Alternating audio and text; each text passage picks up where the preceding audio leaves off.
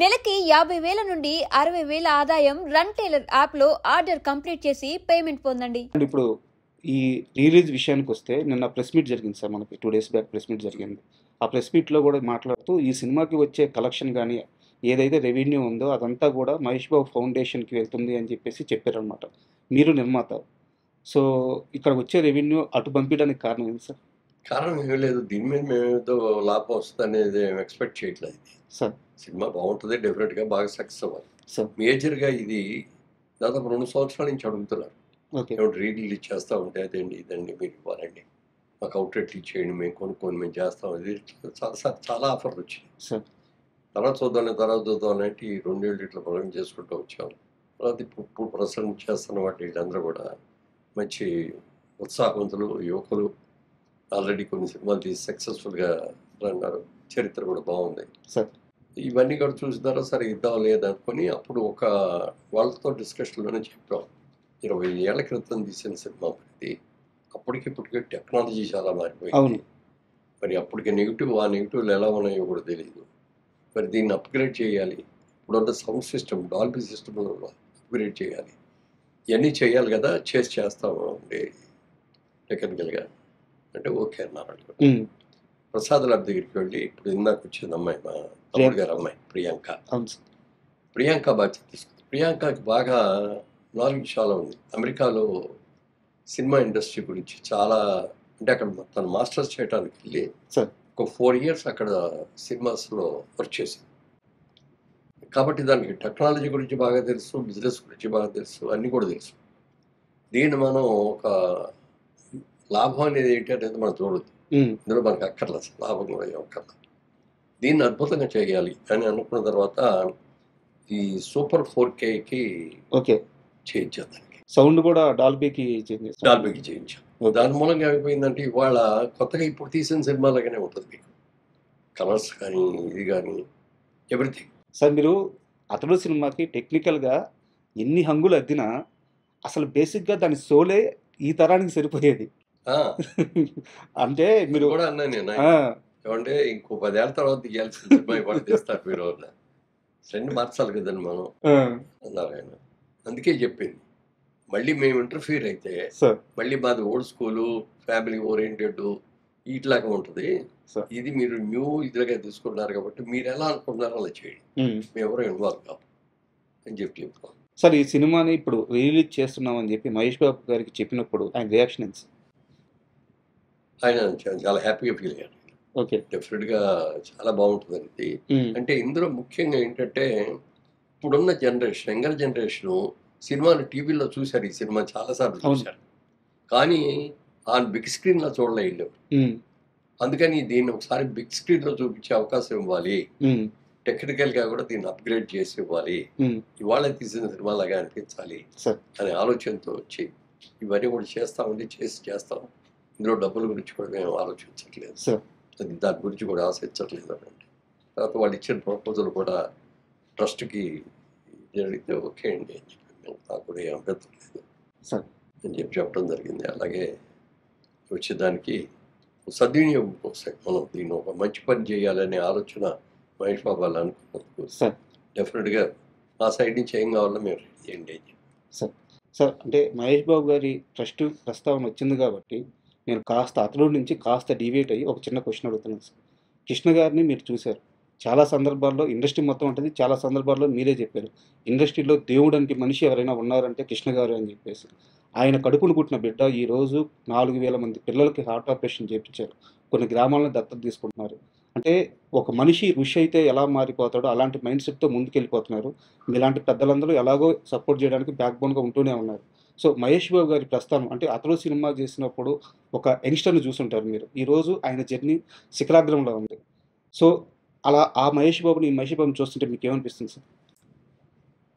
యాక్చువల్గా కృష్ణ గారు నేను క్లాస్మేట్స్, మీరు కూడా ప్రస్తావించారు, మీ ఏలూరు కాలేజీలో క్లాస్మేట్స్.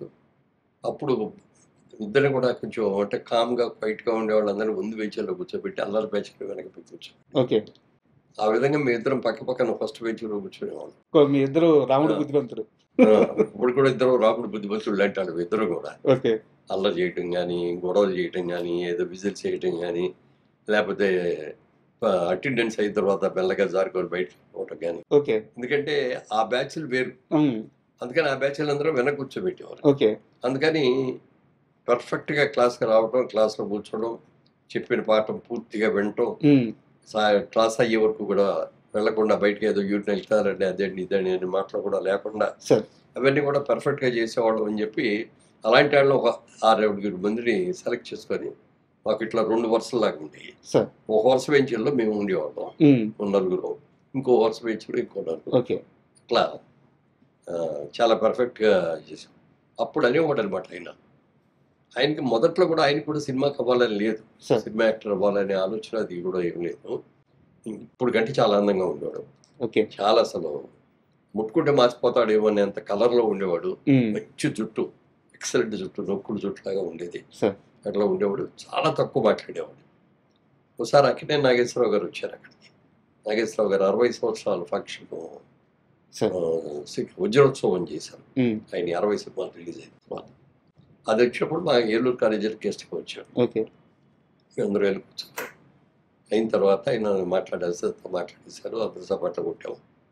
తర్వాత వెళ్ళిపోయేటప్పుడు ఎవరికి వాళ్ళే వెళ్ళిపోయి సార్ ఆటోగ్రాఫ్ రకరకాలుగా ఆటోగ్రాఫ్లు అయ్యేది చేసిన తర్వాత కృష్ణ గారికి ఆలోచన వచ్చింది, సినిమా యాక్టర్ అవ్వబట్టి కదా ఇంత క్రేజ్ వచ్చింది, మనం కూడా ఎందుకు అవ్వకూడదు అనే ఆలోచన మొట్టమొదటిగా అక్కడికి వచ్చి ఆయన ఎక్స్పెక్ట్ చేశాడు.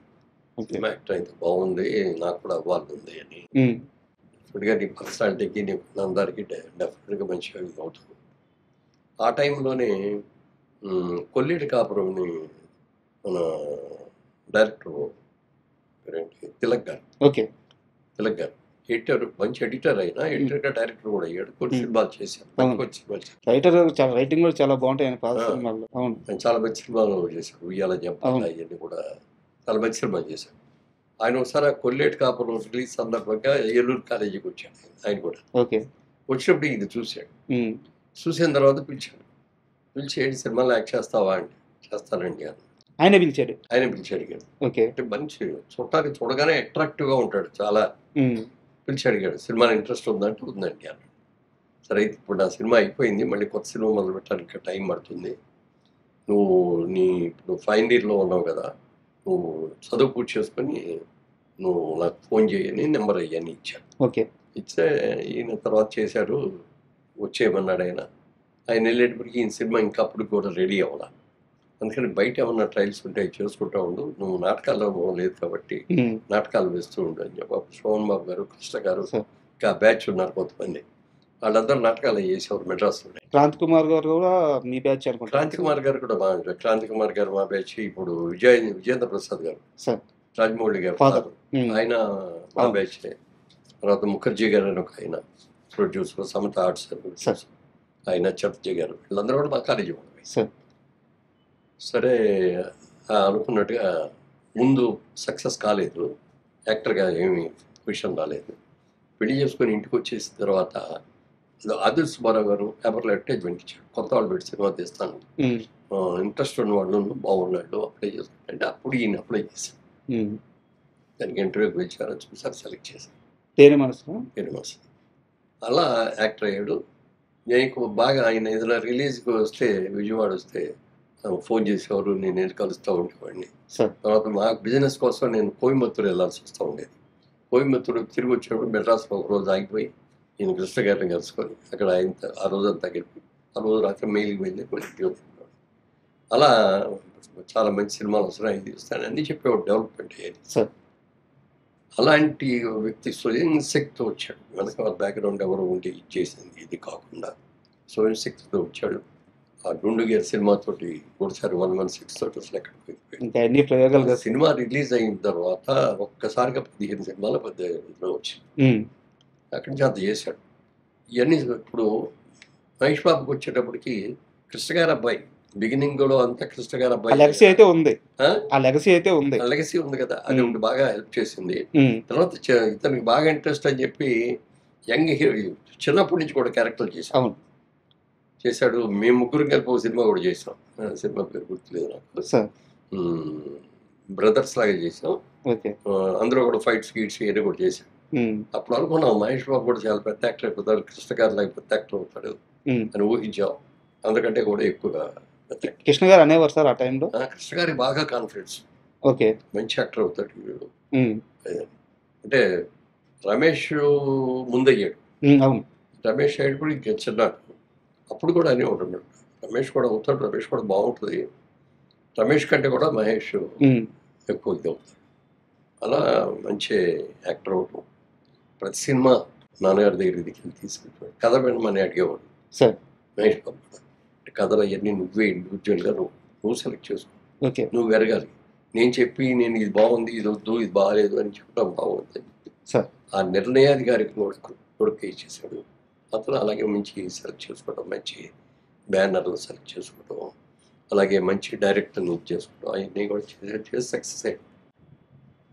మా సినిమా కూడా వచ్చిన తర్వాత మేము అదే అనుకున్నాం. అప్పుడు కృష్ణ గారితో ఒక సినిమా చేసాం అంతే సార్ మా బ్యానర్లో.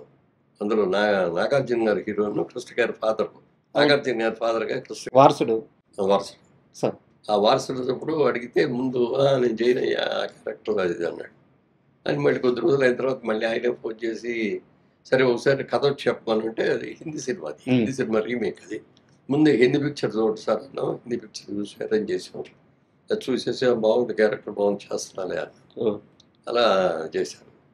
ఈ మహేష్ బాబుని కూడా మరి దాన్ని అంటే ఇద్దరు యాక్టర్గా ఉన్నప్పుడు కొన్ని సినిమాలు కలిసి చేయడం కానీ, లేకపోతే కృష్ణ గారి అబ్బాయిగా కానీ, కృష్ణ గారి ఫ్రెండ్ కానీ మొత్తం మీద మేము డేట్లు అడగగానే వెంటనే ఇచ్చాం. ఓకే. అన్నీ సక్సెస్ఫుల్గా జరిగినాయి, అందరూ హ్యాపీగా ఉన్నాం. ఈ సినిమాని ఇవాళ యంగర్ జనరేషన్కి చూపించాలి. అప్పుడు చూసిన వాళ్ళు అందరూ బాగానే చూశారు. యంగర్ జనరేషన్ 20 ఏళ్లలో వచ్చిన పెరిగిన జనరేషన్ అంతా అందరూ సినిమా చూశారు సార్. టీవీలో అందరూ సినిమా చూశారు, లేకపోతే ఏదో అన్ని రకాల. అతడు సినిమా చూడని ఇల్లు 2 తెలుగు రాష్ట్రాల్లో లేదంట. లేదు, అది నిజంగా నిజం. ఎందుకంటే సినిమా ఇక్కడే కాదు, సార్ ఈవెన్ అదర్ కంట్రీస్కి వెళ్తే ఎక్కడికి వెళ్ళినా మీ సినిమా అదనంగా ఉందండి. ఆ యంగర్ జనరేషన్, అక్కడున్న యంగర్ జనరేషన్కి మురళీమోహన్ పెద్ద యాక్టరు, బోల్డ్ సినిమాల్లో చేశాడు ఇది అని చెప్తే వాళ్ళకి ఏం అర్థమయ్యేది కాదు. సార్ అతడి సినిమా చూసాక అతడు సినిమా తీసింది ఈయనే అనగానే ఒక్కసారి అవునా అని వచ్చి షేక్ హ్యాండ్. ఇది ఒక గుర్తింపు అయిపోయింది. ఇది గుర్తింపు అయింది. యాక్చువల్గా నేను అందులో యాక్ట్ చేయలేదు సార్, నాకు ఏం క్యారెక్టర్ కూడా లేదు, నేను చేయలేదు. అందుకని మా సినిమాల్లో తీసిన సినిమాల్లో నేను ఉండాలి కంపల్సరీగా, లేకపోతే నా వేషం బాగుంటేనే సబ్జెక్ట్ సెలెక్ట్ చేసుకోవాలనేది మేము ఎప్పుడు పెట్టుకోలేదు. సినిమా బాగుండాలి, సినిమా సక్సెస్ అవ్వాలి, అందులో క్యారెక్టర్ ఎలాంటిదైనా సరే అలా చేసుకుంటూ వచ్చాను. మళ్ళీ అతడి సినిమా విషయం